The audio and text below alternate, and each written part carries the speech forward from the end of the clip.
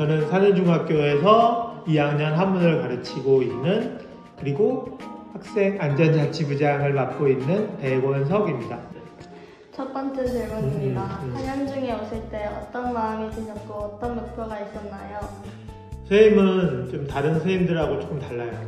우리 학교에 오시는 대부분의 선생님들은 교육청에서 이 학교로 가세요, 한양중으로 가세요 해가지고 온 케이스고, 선생님은 이 학교가 생긴다고 했을 때 지원하는 사람이에요.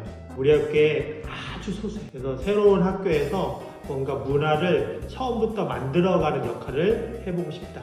그래서 오게 됐어요. 두 번째 질문입니다. 수많은 과목 중 한문을 전공으로 선택하신 특별한 이유나 계기가 있으신가요? 좀 부끄러운 얘기일 수도 있는데, 선생님이 고등학교 때 공부를 아주 썩 잘하지는 못했어요. 그래서 국어교육과를 가고 싶었는데 국어교육과를 못 가고 성적에 맞춰서 인문교과 중에 선택을 하다 보니까 그나마 교사가 잘 되는 과목 중에 하나가 한문이었어요.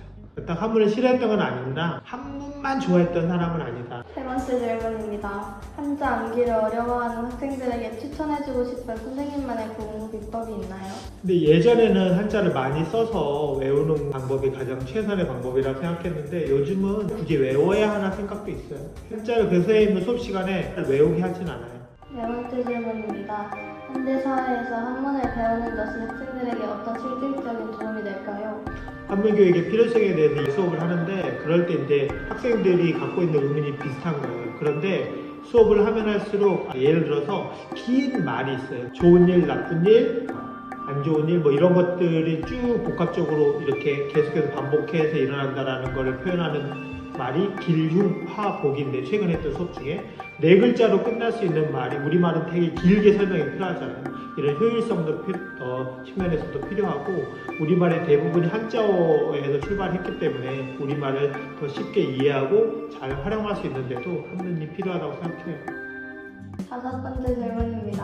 학생들이 꼭 마음속에 새겼으면 하는 말이 있다면 말씀해주세요. 저는 뭐 학생들뿐만 아니라 사람들이 좀 새겼으면 하는 것 중에 한 가지가, 내가 싫은 건 상대도 싫다라는 그 마음을 좀 가지고 있었으면 좋겠어요. 학생 부장이다 보니까 아이들이 학교 폭력을 일으키거나 친구를 괴롭히는 일들이 있을 때 보통 자기는 싫은데 자기가 그런 행위를 당했을 때 되게 싫어하면서도 다른 친구한테 막 해요. 그런 것들을 보면 좀 안타까워요. 그래서 내가 싫은 건 상대도 싫어하니까 그런 마음으로, 한자로 얘기하면 역지사지라고 할 수 있는데, 그런 마음으로 상대를 대했으면 좋겠다는 생각이 들어요. 여섯 번째 질문입니다. 선생님 자신을 5글자로 표현한다면? 저를 5글자로, 저 되게 고민이 많이 했던 질문이긴 한데, 5글자 중에 이거 자막으로 나중에 넣어주세요.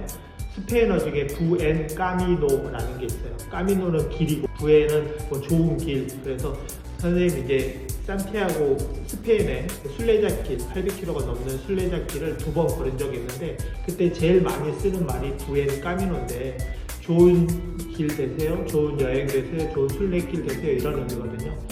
상대에게 해주는 말이긴 하지만 저에게도 하는 말이기도 하고, 보통 인생은 길로 표현하니까 내가 살아가는 그 인생, 내가 나아가는 길에 좋은 일만 있었으면 좋겠다, 상대에게도 해주고 싶은 말이거든요. 일곱 번째 질문입니다. 선생님의 MBTI가 무엇인가요? 저는 이거 MBTI 잘 이렇게 믿는 편은 아니라서 정확하게 기억은 못하는데 ESFJ예요.